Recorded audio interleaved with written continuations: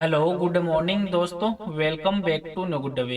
आज है दोस्तों 23 नवंबर 2023 और आज के दिन हम जो भी डेली करंट अफेयर्स के जो इम्पोर्टेंट क्वेश्चन बने हैं उनके बारे में हम डिटेल से डिस्कस करेंगे। और आज के दिन 23 नवंबर को कौन सा दिवस है वो मनाया जा रहा है, तो 23 नवंबर को राष्ट्रीय काजू दिवस के रूप में मनाया जा रहा है। और ये दिवस है, इसको मनाने का मुख्य उद्देश्य ये है कि जो काजू की खेती करने वाले जो भी किसान या श्रमिक है उनके द्वारा सहन किए गए जो संघर्ष है या कठिनाइयां हैं उनका सम्मान करने के लिए और उनकी सराहना करने के लिए दिवस है वो 23 नवंबर को राष्ट्रीय काजू दिवस के रूप में मनाया जाता है। और आज की वीडियो की आपको पीडीएफ चाहिए तो आप हमारे जो टेलीग्राम ग्रुप है वहां से वीडियो की पीडीएफ है वो प्राप्त कर सकते हैं। और लास्ट में आपको क्वेश्चन भी दिया जाएगा जिसका आंसर है वो आपको कमेंट बॉक्स में लिखना है।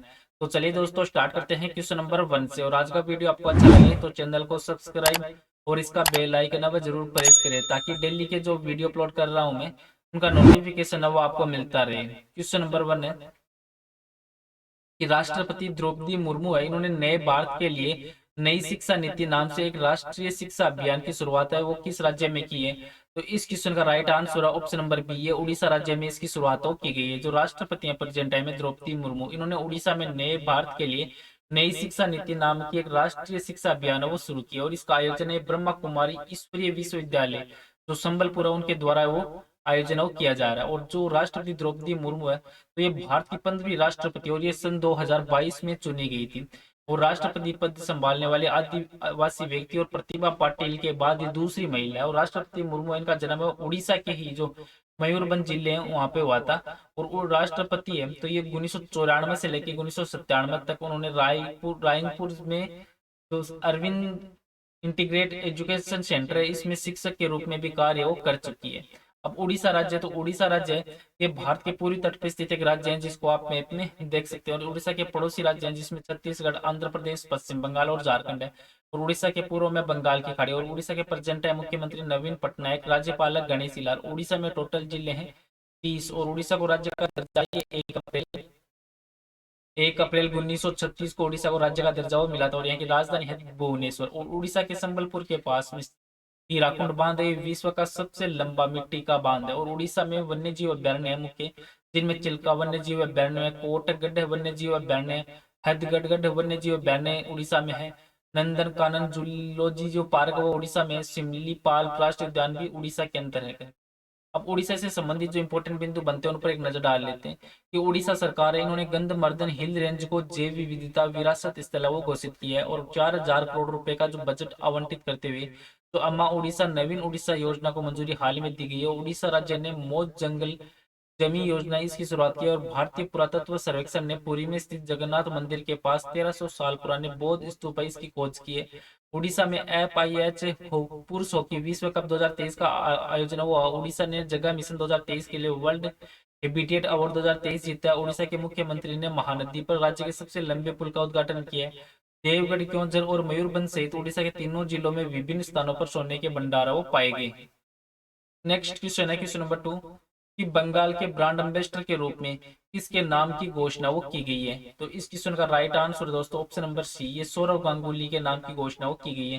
जो पश्चिम बंगाल के प्रेजेंट है मुख्यमंत्री हैं ममता बनर्जी, इन्होंने कोलकाता में जो बंगाल ग्लोबल बिजनेस समिट 2023 में जो पूर्व क्रिकेटर और भारतीय क्रिकेट कंट्रोल बोर्ड के पूर्व अध्यक्ष जो सौरव गांगुली है इनको बंगाल का ब्रांड एम्बेसडर वो घोषित किया। और बंगाल ये ग्लोबल बिजनेस समिट एक वार्षिक आयोजन है और इस बार इसमें तो 17 देशों की कई कंपनियां वो इस आयोजन में भाग वो ले रही है। तो पश्चिम बंगाल है, तो पश्चिम बंगाल में हाल ही में जो मुकेश अंबानी में उन्होंने घोषणा की है कि आया आने वाले जो 3 वर्षों के भीतर पश्चिम बंगाल में 20,000 करोड़ रुपए का इन्वेस्ट वो करेंगे। 20,000 करोड़ रुपए का इन्वेस्ट वो मुकेश अंबानी के द्वारा किया जाएगा। और इसके अलावा जो RPG के जो संजीव है इन्होंने भी घोषणा की जो कि पश्चिम बंगाल में ये अपनी कंपनी के लगभग 25,000 करोड़ रुपए ये इन्वेस्ट करने के लिए तैयार है। अब जो कोर्ट अब ब्रांड एम्बेसडर से संबंधित जो इंपॉर्टेंट बिंदु बनते हैं उन पर एक नजर डाल लेते हैं कि प्यूमा ने मोहम्मद शमी को अपना ब्रांड एम्बेसडर बनाया, SBI ने महेंद्र सिंह धोनी को अपना ब्रांड एम्बेसडर बनाने की घोषणा की है, रिलायंस जो जियो मार्ट इन्होंने MS धोनी को ब्रांड एम्बेसडर बनाया, कैटरीना कैफ में है वो यूनिक्लो इंडिया की ब्रांड एम्बेसडर बनी है, महिला फैशन ब्रांड W इन्होंने अनुष्का शर्मा को ब्रांड एम्बेसडर चुना है, इन्फोसिस ने महिला टेनिस चैंपियन है इगा स्वियाटेक इनको ब्रांड एम्बेसडर बनाया, इन्फोसिस के global brand ambassador tennis star है राफेल नडेल बने हैं, चेतन भगत को edtech startup Henry Harvin education group के लिए ब्रांड एम्बेसडर वो नियुक्त तो किया गया है। नेक्स्ट क्वेश्चन है क्वेश्चन नंबर 3 कि पेरुमल मुरुगन की जो फायर ब्लड को साहित्य के लिए किस पुरस्कार से सम्मानित तो किया गया है। तो इस क्वेश्चन का राइट आंसर दोस्तों ये ऑप्शन नंबर डी, जेसीबी पुरस्कार से इनको सम्मानित तो किया गया है। जो तमिल लेखक है पेरुमल मुरुगन, इनका एक उपन्यास है फायर ब्लड, जिसका जननी है वो कन्नन के द्वारा जो इंग्लिश में कुशलतापूर्ण अनुवादों किया गया और साहित्य के लिए 2023 के लिए इसको जेसीबी पुरस्कार हो दिया जाएगा। और इस प्रतिष्ठित पुरस्कार की घोषणा वो न्यू दिल्ली में जो पेंगुइन रैंडम हाउस इंडिया इनके द्वारा जो प्रकाशित पुस्तक के साथ इसकी घोषणा वो की गई है। अब अवार्ड से संबंधित जो इंपॉर्टेंट बिंदु बनते हैं उन पर एक नजर डाल लेते हैं कि पश्चिम बंगाल के राज्यपाल ने दुर्गा भारत सम्मान पुरस्कार वो प्रदान किया। पंजाब के नवापिंडी सरदारा गांव को सर्वश्रेष्ठ पर्यटन गांव का पुरस्कार वो मिला है।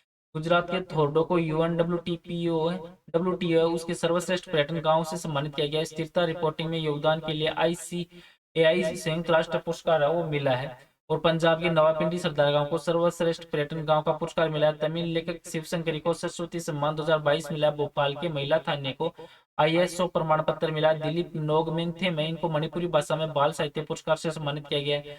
जिन्ना महसा अमीनी ने यूरोपीय संघ का सकारो पुरस्कार 2023 वो जीता है।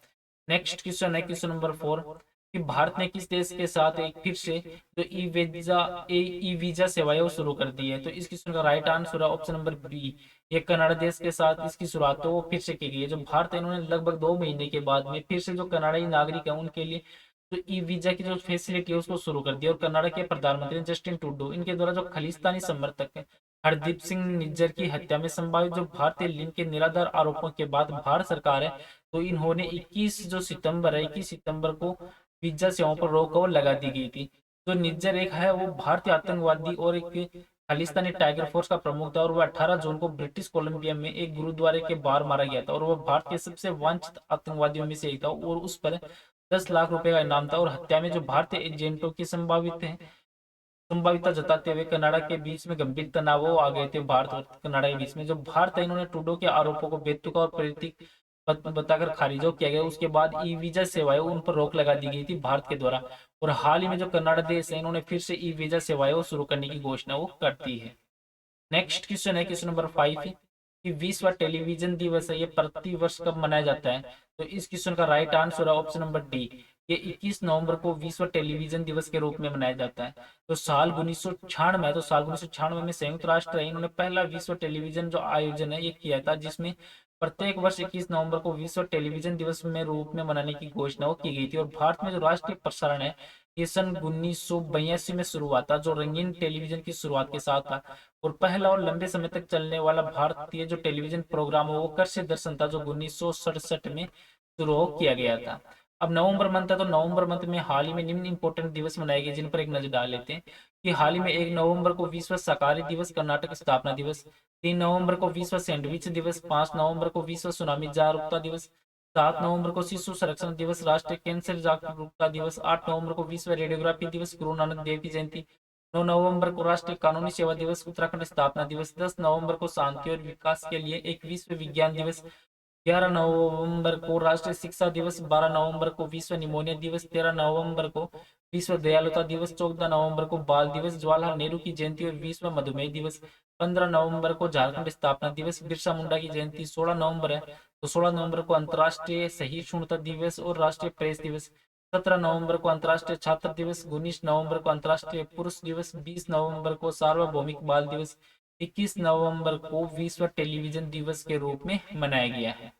नेक्स्ट क्वेश्चन है क्वेश्चन नंबर 6 कि किस राज्य सरकार है तो इन्होंने हलाल ब्रांड खाद्य प्रोडक्ट पर प्रतिबंध और लगा दिया है। तो इस क्वेश्चन का राइट आंसर दोस्तों ऑप्शन नंबर ए, ये उत्तर प्रदेश की सरकार के द्वारा इस पर प्रतिबंध और लगाया गया है। जो हलाल सर्टिफिकेट प्रोडक्ट है इन पर अब उत्तर प्रदेश की जो राज्य सरकार है योगी सरकार इन्होंने रोक लगाई है और FIR भी दर्ज किया है, जिसमें अलीगढ़ के प्रशासन है वो हाल ही में सतर्क भी हो चुके हैं। और इस हलाल सामग्री पर जो छापामारी करके जो डोमेस्टिक इस्तेमाल किए जाने वाले जो सुरक्षा और औषधि प्रशासन और ड्रग्स विभाग इन दोनों के द्वारा मिलाकर कई अभियान वो भी चलाए जा रहे हैं।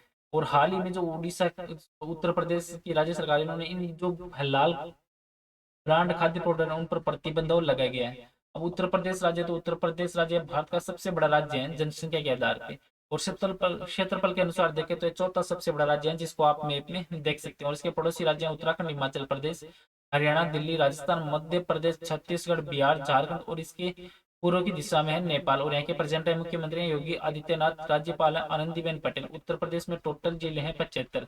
और उत्तर प्रदेश को राज्य का दर्जा मिला था 24 जनवरी 1950 को राज्य का दर्जा मिला था। उत्तर प्रदेश की राजधानी है लखनऊ।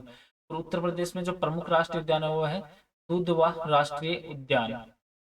और इसके अलावा टाइगर रिजर्व है, जिसमें पीलीभीत टाइगर रिजर्व उत्तर प्रदेश में, चंद्रप्रभा, रानीपुर, जो हस्तिनापुर वन्य जीव अभ्यारण्य उत्तर प्रदेश के अंतर्गत है। अब उत्तर प्रदेश से संबंधित जो इंपॉर्टेंट बिंदु बनते हैं उन पर एक नजर डाल लेते हैं कि मुख्यमंत्री ने सुतनी में बायो सीएनजी प्लांट का शिलान्यास किया है। बनारसी पान, बनारसी लंगड़ा आम और रामनगर भट्टा और चंदौली का अदम जो चीनी चावल है इसको जीआई टैग मिला है। उत्तर प्रदेश सरकार ने गेहूं खरीद नीति को हाल ही में मंजूरी दी है। लखनऊ और हरदोई जिलों में पीएम मित्र मेगा टेक्सटाइल पार्क का शुभारंभ किया गया है। गोरखपुर में जो उत्तर प्रदेश का पहला महिला विश्वविद्यालय बनेगा। Uttar Pradesh sugar mills association है और वर्ल्ड बैंक उसके बीच में समझौता हुआ है। और वरिष्ठ न्यायमूर्ति प्रिंतिकर दिवाकर इलाहाबाद हाई कोर्ट के मुख्य न्यायाधीश होंगे। बलिया के राजीव रघुवंशी और देश के नए डीसीजीआई बनाए गए हैं। और उत्तर प्रदेश राज्य ने वन टेप वन ट्री अभियान है इसकी शुरुआत भी की है। नेक्स्ट क्वेश्चन है क्वेश्चन नंबर 7। संयुक्त सैन्य अभ्यास है ऑस्ट्रिया हिंद 2023 भारत और ये किस देश के बीच में आयोजित हो किया जा रहा है? तो इस क्वेश्चन का right answer option number B है, ऑस्ट्रेलिया और भारत के बीच में आयोजन वो किया जा रहा है। तो संयुक्त सैन्य अभ्यास है ऑस्ट्रिया हिंद 2023, ये भारत और ऑस्ट्रेलिया के सशस्त्र बलों के बीच में आयोजित किया जा रहा है। और ऑस्ट्रिया हिंद 2023 है, इसका दूसरा संस्करण है, ये ऑस्ट्रेलिया में जो 22 नवंबर से स्टार्ट हो चुका है। और ये 22 नवंबर से लेकर 6 दिसंबर 2023 तक इसका आयोजन किया जाएगा। और संयुक्त सैन्य अभ्यास ऑस्ट्रिया हिंद की शुरुआत है वो साल 2022 में की गई थी। और इसका पहला संस्करण है ये राजस्थान में आयोजित किया गया था। अब ऑस्ट्रेलिया है, तो ऑस्ट्रेलिया ये दक्षिणी गोलार्ध में स्थित एक देश है जिसको आप मैप में देख सकते हैं। और इसके पड़ोसी देश है इंडोनेशिया, पूरी Timor, Papua New Guinea, Solomon द्वीप, वानुअतु, जो कैलेडोनिया और न्यूजीलैंड। और यहाँ की जो राजधानी है कैनबरा। और यहाँ के प्रधानमंत्री हैं स्कॉट मॉरिसन। यानी कि मुद्रा दोस्तों डॉलर। कौन कौन से अभ्यास है जो किस देश के बीच में किए जाते हैं उन पर भी एक नजर डाल लेते हैं। कई बार एग्जाम में क्वेश्चन है वो पूछा जाता है कि भारत और अमेरिका के बीच में युद्धाभ्यास और वज्रप्रार मालाबार अभ्यास कोप इंडिया 23, भारत और यूनाइटेड किंगडम के बीच में अजय योद्धा कोकण और इंद्रधनुष 4, भारत और श्रीलंका के बीच में मित्र शक्ति लाइनेक्स, भारत और नेपाल के बीच में सूर्य किरण, भारत और जापान के बीच में धर्म संरक्षक और जिमेक्स, भारत और फ्रांस के बीच में शक्ति, वरुण और गरुड़ अभ्यास आयोजित किए जाते हैं। नेक्स्ट क्वेश्चन है क्वेश्चन नंबर 8 कि जम्मू कश्मीर के किस जिले के केसर को जियोग्राफिकल जो इंडिकेशन का टैग दिया गया है? तो इस क्वेश्चन का राइट आंसर दोस्तों ऑप्शन नंबर बी है, किश्तवाड़ को ये टैग दिया गया है। जो जम्मू और कश्मीर में किश्तवाड़ जिले के जो केसर है इसको जीआई टैग, जो हिंदी में बोले तो भौगोलिक जो संकेत है, इसकी रजिस्ट्री के द्वारा इसको जीआई टैग दिया गया। और इस प्रकार की जो केसर की खेती और कटाई ऊंचे इलाकों में की जाती है। और केसर की जो प्रसिद्ध सबसे बड़ी महंगी वेरायटी की कुमकुम के नाम से जाना जाता है। और एक किश्तवाड़ जिले की एक प्रमुख नकदी फसल है जिनको हाल ही में जियोग्राफिकल इंडिकेशन का टैग दिया गया है। नेक्स्ट क्वेश्चन है क्वेश्चन नंबर 9 कि मनोहर पर्रिकर युवा वैज्ञानिक पुरस्कार के पहले प्राप्तकर्ता वो कौन थे?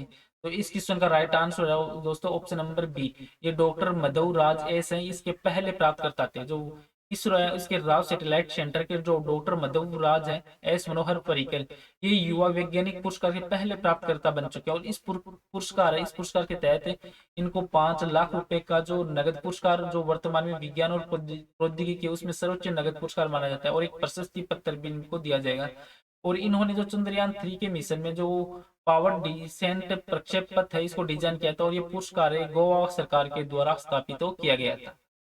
नेक्स्ट क्वेश्चन है क्वेश्चन नंबर 10 कि आईसीसी पुरुष अंडर 19 क्रिकेट विश्व कप 2024 का आयोजन है वो किस देश में किया जाएगा? तो इस क्वेश्चन का राइट आंसर दोस्तों ये ऑप्शन नंबर बी, ये दक्षिण अफ्रीका में इसका आयोजन वो किया जाएगा। जो आईसीसी पुरुष अंडर 19 जो क्रिकेट विश्व कप 2023 का आयोजन अब श्रीलंका के स्थान पर दक्षिण अफ्रीका में किया जाएगा। और श्रीलंका क्रिकेट को हाल ही में आईसीसी के द्वारा निलंबित कर दिया गया, जिसके बाद ये फैसला लिया गया। और इसका जो पिछला आयोजन 2022 में तो वेस्ट इंडीज में इसका आयोजन किया गया था, जहां पर भारत है इन्होंने 5वीं बार जो किताब अपने नाम हो किया था।